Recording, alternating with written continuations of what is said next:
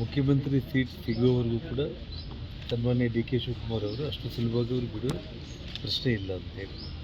ಇವಾಗ ಅವರು ಆ ಫೋರ್ಸನ್ನು ಸ್ಟಾರ್ಟ್ ಮಾಡಿದ್ದಾರೆ. ಸೊ ಆ ಫೋರ್ಸನ್ನು ಸಿದ್ದರಾಮಯ್ಯ ಅವರು ಯಾವ ಮಟ್ಟಕ್ಕೆ ತಟ್ಕೊಳ್ತಾರೆ.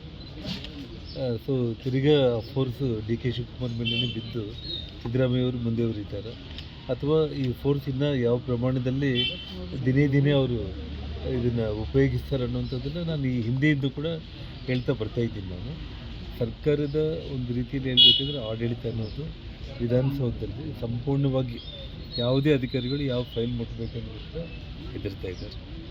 ಯಾವುದೇ ಕೆಲಸ ಕಾರ್ಯಗಳು ಆಗ್ತಾಯಿಲ್ಲ. ಸೊ ಕಂಪ್ಲೀಟ್ ಒಂದು ನಿಶಬ್ದ ವಾತಾವರಣ ಮೂಡಿರುವಂಥದ್ದು.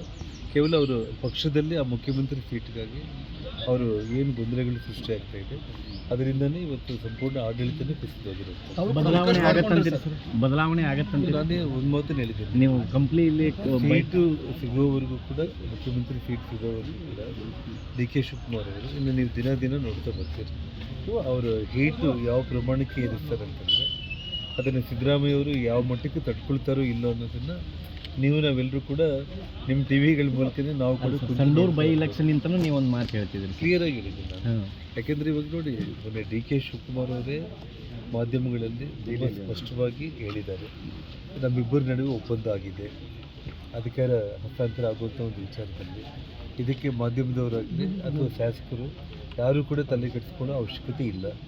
ನಮ್ಮಿಬ್ಬರಲ್ಲಿ ಮಾತುಕತೆ ಆಗಿದೆ, ಒಪ್ಪಂದ ಆಗಿದೆ. ಸಿದ್ದರಾಮಯ್ಯ ಅವರು ಮಾತು ಉಳಿಸ್ಕೊಳ್ತಾರೆ ಅನ್ನೋ ವಿಶ್ವಾಸನೂ ನಮಗಿದೆ ಅಂತ ಹೇಳಿ ಡಿ ಕೆ ಶಿವಕುಮಾರ್ ಹೇಳ್ತಾ ಇದ್ದಾರೆ. ಅವ್ರ ಸಹೋದರ ಸುರೇಶ್ ಅವರು ಪದೇ ಪದೇ ಹೇಳ್ತಾ ಇದ್ದಾರೆ. ಸೊ ಹಾಗಾಗಿ ಇವತ್ತು ಅದು ತಡ ಎಷ್ಟೆಷ್ಟು ಆಗ್ತಾ ಇದೆ ಅಷ್ಟು ಫೋರ್ಸ್ ಉಪಯೋಗಿಸುವಂಥ ಒಂದು ಕೆಲಸ ಎರಡೂ ಗ್ರೂಪ್ಗಳಲ್ಲಿ ನಡೀತಾ ಇದೆ.